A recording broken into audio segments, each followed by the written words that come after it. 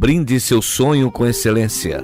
Brinde com Taça de Cristal Buffet. Em Maceió, Rua Natalício Lins Medeiros, número 29, bairro Murilópolis. E em Arapiraca, Rua Boa Vista, 883A Centro. Telefone 996684120. Taça de Cristal Buffet. Será uma honra fazer parte do seu sonho.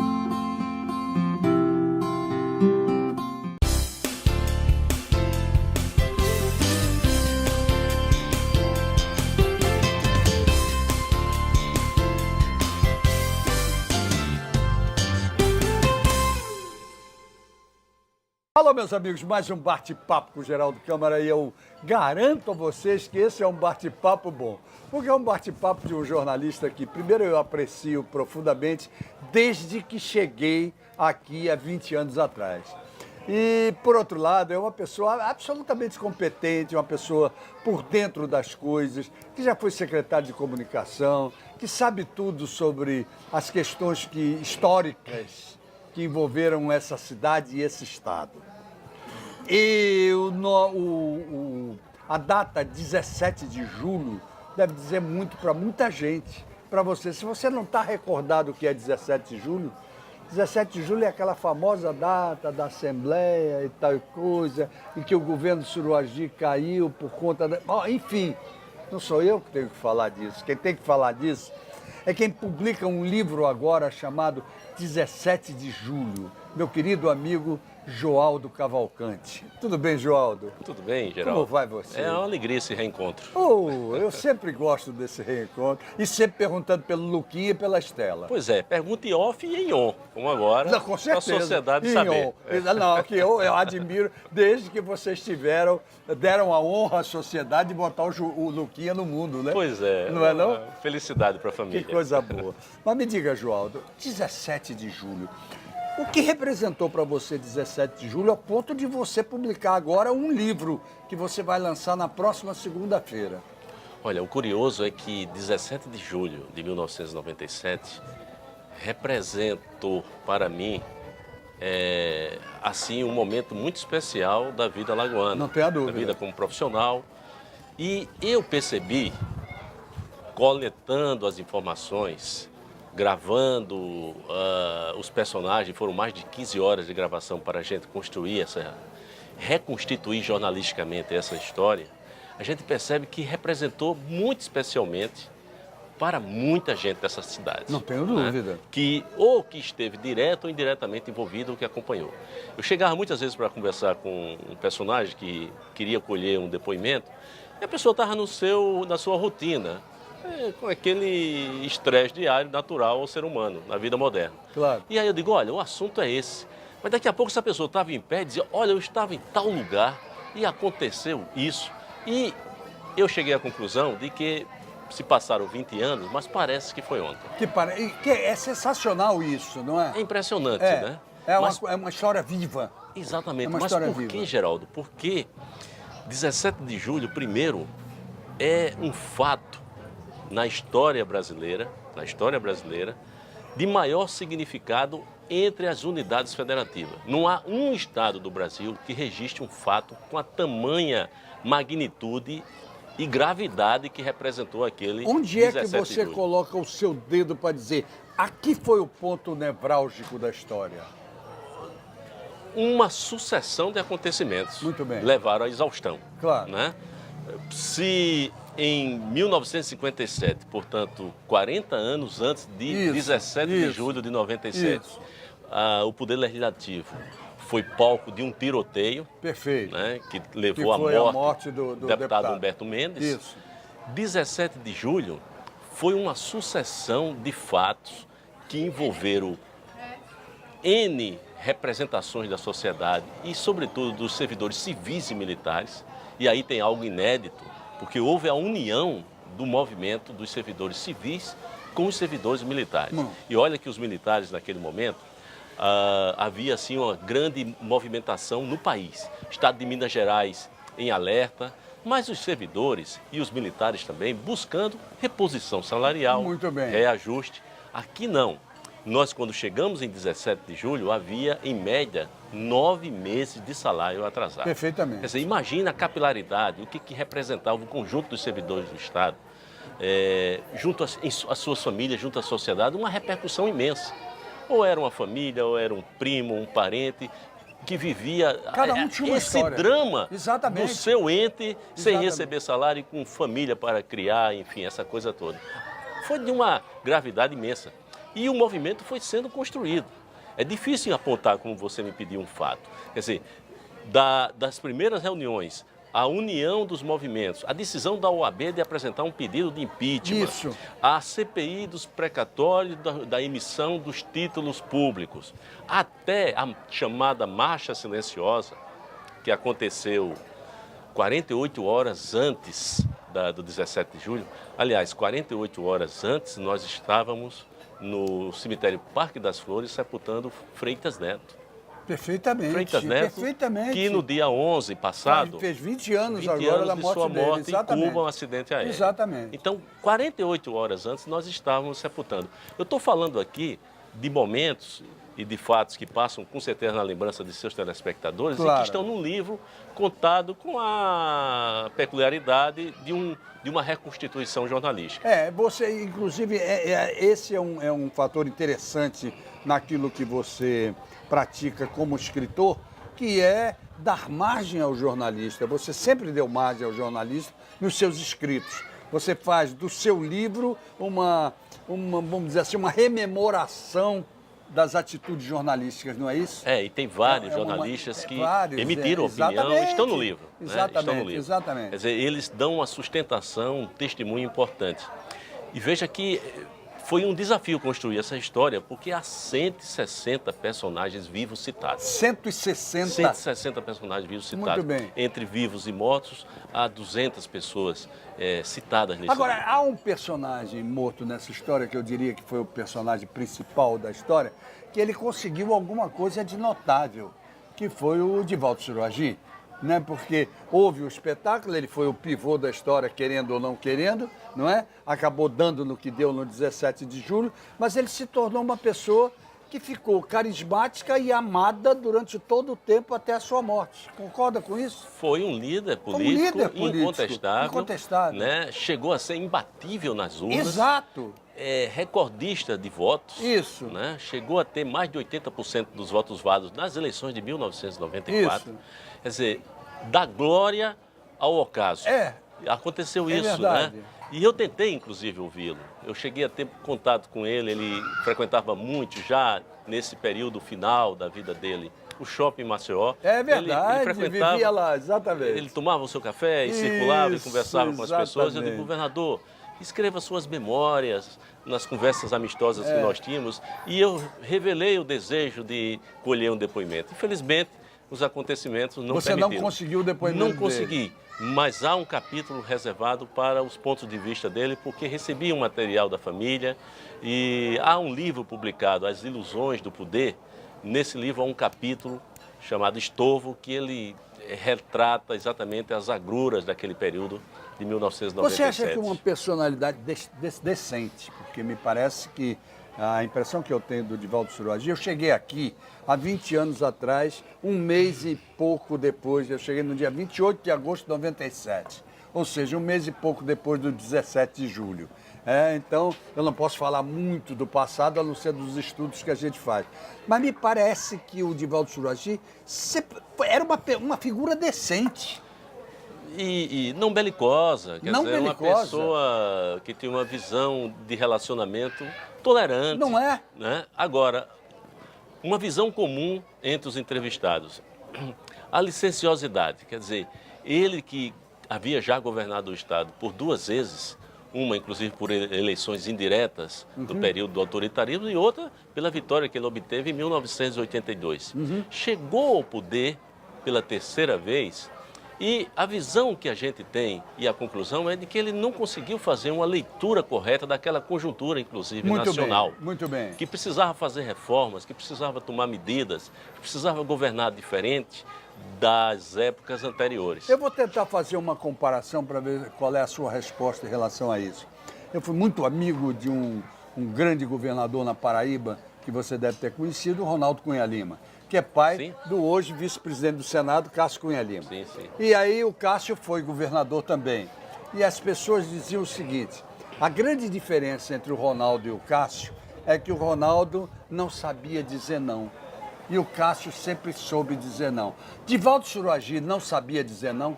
Ele tinha profunda dificuldade, não é isso? contrariar, de tomar Não é? decisões que viesse de encontro a pessoas que ele estimava, enfim.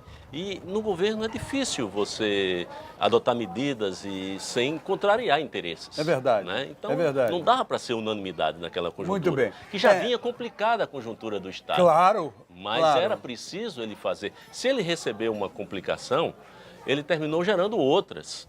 Né, em função desse empurrar, dessa tentativa de conduzir ao modo antigo a gestão que exigia. Não havia mais dinheiro fácil de Brasília, Geraldo. Pronto, esse era o problema. Fundo perdido. Muito bem. Né? Então, Muito bem.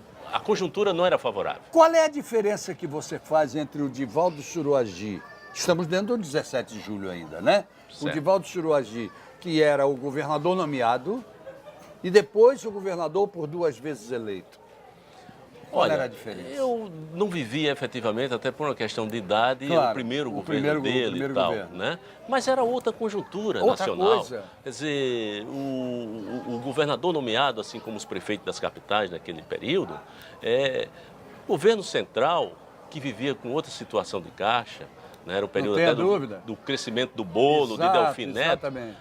Esse governo central, que era o governo dos generais, financiava, né, os estados de uma maneira de como você mantinha o seu funcionário de luxo lá. Quer dizer, o recurso vinha fácil, era fundo perdido, você não tinha a obrigação de estabelecer contrapartidas para certos investimentos. Quer dizer, essa verticalização deixava cômodo o governador a tocar uma gestão que não tinha grandes encruzilhadas para enfrentar. Diferentemente da década de 90, que aí veio a lei de responsabilidade fiscal, o Estado mínimo, uma série de exigências. Que a democracia começou a exigir do seu governante. E o desafio de ser mais gestor. De ser mais gestor. Né? De deixar o Estado presente na sociedade, não deixar faltar saúde, não deixar faltar educação e fazer, tomar as medidas que precisavam ser tomadas. Eu vou pedir licença para ir até os nossos comerciais, mas fica uma pergunta para você, para nós começarmos o nosso segundo bloco do Bate-Papo com o Geraldo Câmara de hoje, que essas 3 diferenças, ou essas diferenças que aconteceram entre um governo e outro, fizeram com que a dignidade de Divaldo Suragi mudasse? Fica a pergunta.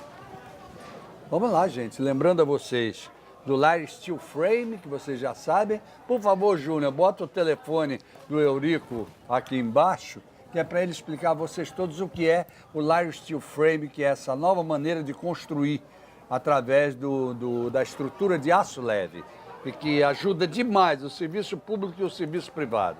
Principalmente o serviço público, porque reduz em 50% o tempo de construção de uma UPA, por exemplo, e que tem verba do Ministério da Saúde e financiamento da Caixa Econômica, e ainda diminui em 10% o valor total do serviço. Há o Gás Conforto, a loja que ensina você para que serve o gás natural, ali no Espaço Estela Maris, a Ecoprime, que lava o seu carro com meio litro de água, logo depois do palato da deputada Zelage, e que te entrega como se ele tivesse saído da fábrica.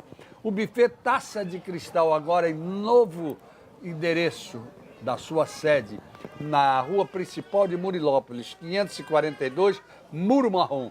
Não tem outro Muro Marrom por lá, é bom demais. A Bodega do Sertão, um ícone da nossa gastronomia, o Filé do Zezé, onde estamos fazendo nosso programa hoje, que tem Skol a R$ 4,99. Devassa e Antártica normal também a R$ 4,99. A original a R$ 6,99. Rodízio de pizza à noite a R$ 19,99.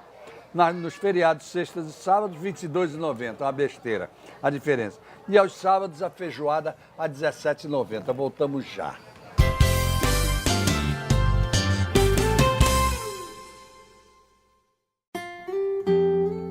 Brinde seu sonho com excelência.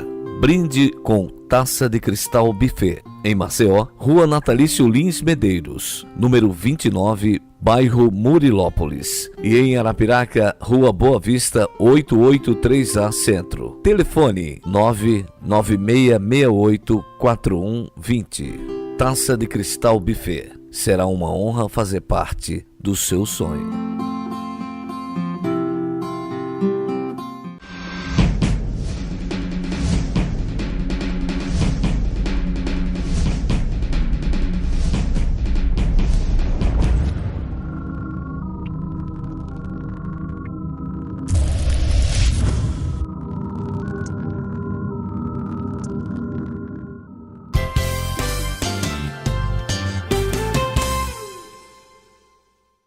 Ok, voltamos, gente, ao nosso bate-papo com o Geraldo Câmara de hoje, recebendo o jornalista, meu amigo, Joaldo Cavalcante, uma figura maravilhosa, ex-secretário de comunicação, jornalista como um todo, escritor, assessor de empresa, enfim, tudo que for direito dele em comunicação ele teve.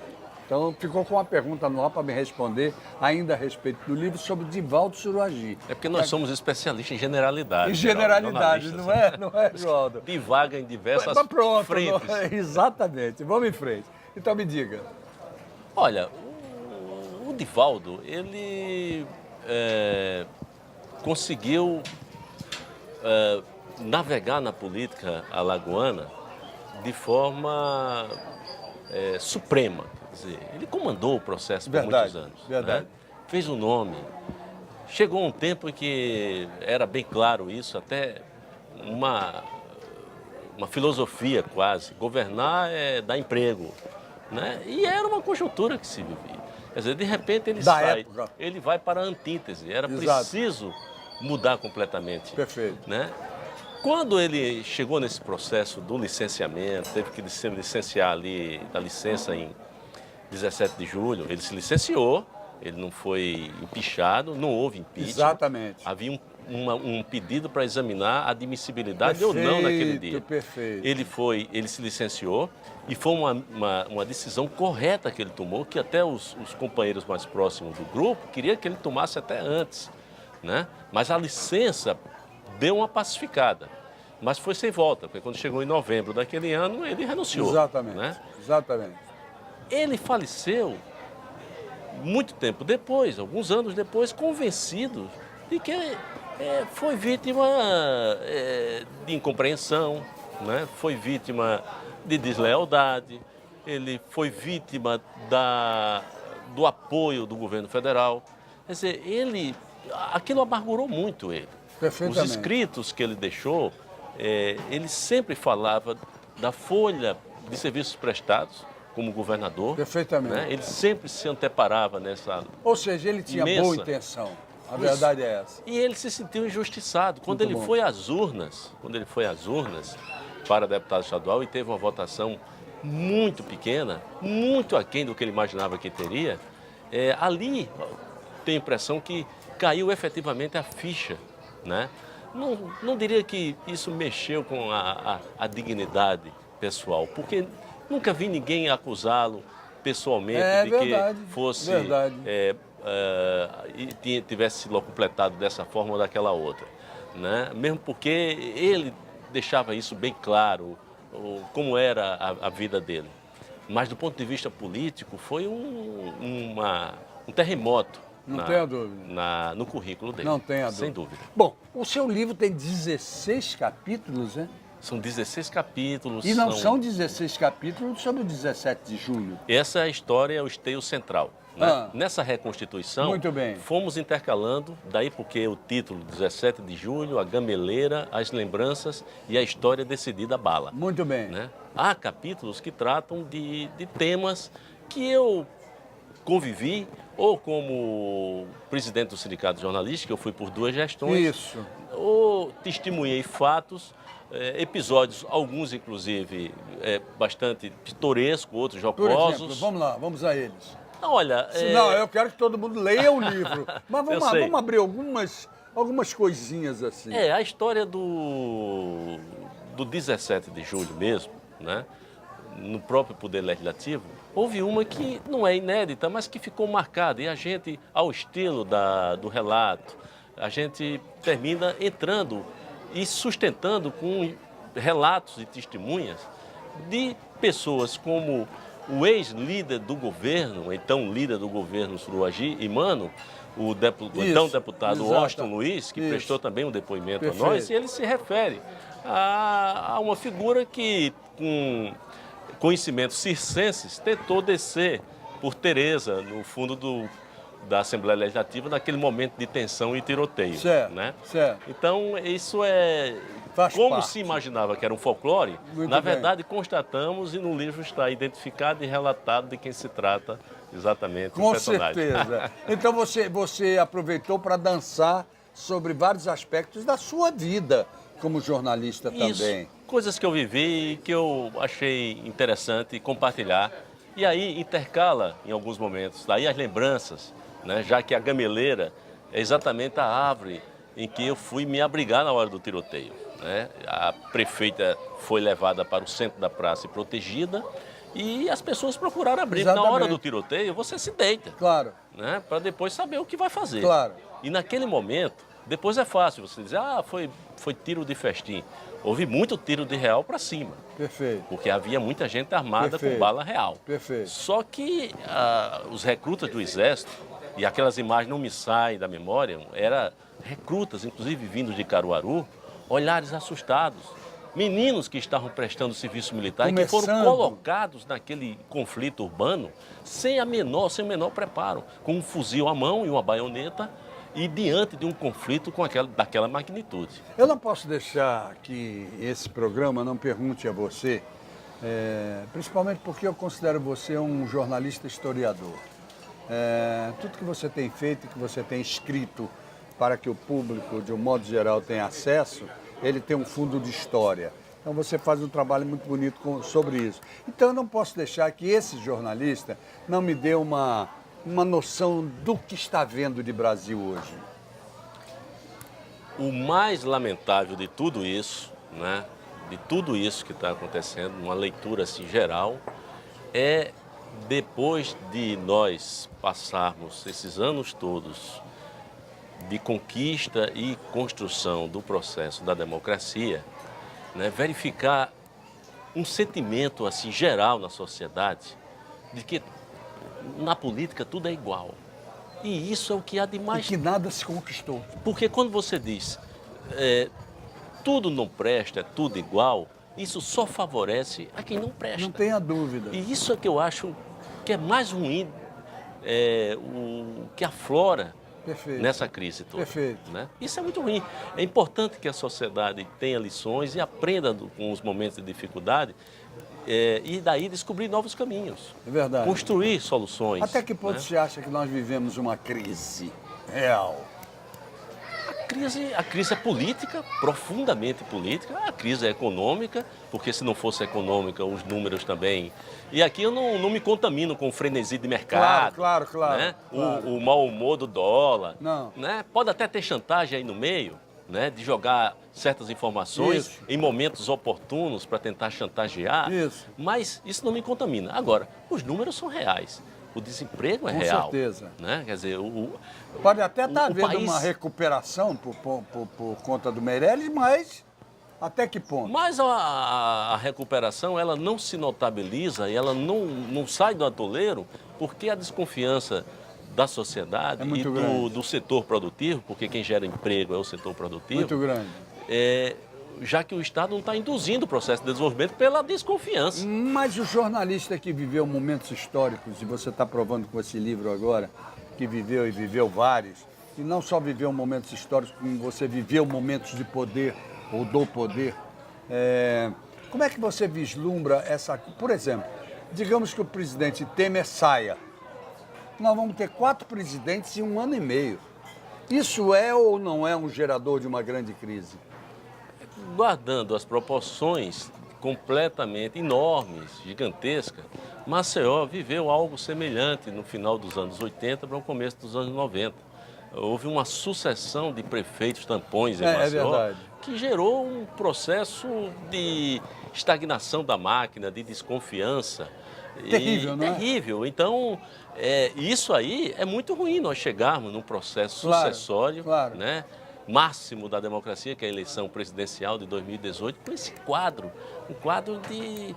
Quando se reúne um corpo ministerial, é para discutir a possibilidade de se estancar uma crise dentro do Congresso, quando nós temos N problemas gravíssimos no campo da educação, da saúde. Sem dúvida. Quer dizer, é preciso discutir a questão da violência, a questão da droga nesse país, que é uma questão de segurança nacional. E a história da barganha, por exemplo, nós estamos vivendo hoje, no dia que nós estamos fazendo essa gravação, foi ontem, para você foi ontem, nós estamos vivendo um cenário esquisitíssimo, catastrófico, onde se discute tira fulano, bota fulano, tira fulano, bota fulano, para que não sei quem ganhe, e o presidente já ganhou na CGC, agora esperar para ver o que vai acontecer no Senado, se ele sai ou se ele não sai, enfim, tudo é barganha nesse país hoje. E a sociedade fica olhando, desiludida, frustrada, mas, ao mesmo tempo, é preciso entender que na democracia o jogo é de mão dupla. Não Há tenha direitos dúvida. e deveres. Não tenha dúvida. Se eles estão lá, ou voltarão, ou permanecerão, é porque há um cidadão com o poder de fazer a diferença, jogando pesado e utilizando a cidadania. Claro, né? não tenha dúvida. Eu vejo assim. Muito Isso é bem. um processo que não vai... Já vivemos outras crises, talvez não tão enorme e longeva como essa, mas haverá de ter um caminho. O país é enorme. Não, tem que forte. haver um caminho forte. Agora, a sociedade como um todo, ela precisa se sentir forte, você não acha? E participe. E participe. Né? Essa questão da cidadania, o cidadão puxar para si a responsabilidade de construir o seu próprio destino. Muito bem, aí vem a grande questão. Como é que uma sociedade que não foi acostumada, pelo menos nos últimos tempos, a ter educação, e eu estou falando de educação de base, como é que ela pode ser partícipe? Se ela não teve a educação, ela não sabe matemática, ela não sabe português, ela não sabe. Como é que ela pode ser A nossa partícipe? democracia não está nem na puberdade. A Constituição de 88 está aí, pertinho, na nossa porta. Então, é um processo de construção, sim. Não adianta, nós não vamos antecipar nem dar cavalo de pau em transatlântico. Né? A coisa vai ser devagar mesmo. E vai ter sofrimento. E esse aprendizado... Temos um país melhor em diversos setores, na questão do avanço da tecnologia. Temos em relação a décadas. Não tenha dúvida. Sem dúvida. O país isso aí agora, é preciso que a sociedade entenda que a mudança começa por ela. 17 de julho, o nome de um livro. Uma data importantíssima, um livro importantíssimo. Vai ser lançado onde e quando? Nesta segunda-feira, dia 17, a partir das 19 horas, no restaurante Anamar, ali na Ponta Verde. Anamar, fantástico, do meu quase amigo em frente. Do baixinho, Júnior. Quase em frente, da Brasil. Quase em frente ali o Alagoinha. Isso, né? Exatamente. E é curioso porque em 2009, quando eu lancei as memórias, A Vez da Caça, a biografia do Marajá Mendes de Barros, nós lançamos lá.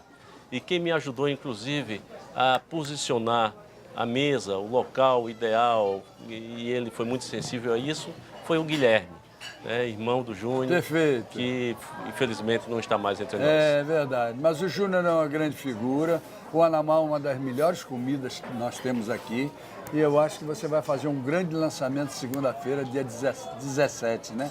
Dia 17 de julho. 17, Vamos no próprio dia 17. No próprio 17, quando Exatamente. Estamos registrando exatamente as 2 décadas. Estaremos lá para prestigiar você. Vai ser uma alegria receber todos. Se é que o nosso prestígio vale para alguma coisa. Mas muito. Se valer, a gente vai estar lá. Você não sabe a extensão dele. Muito obrigado.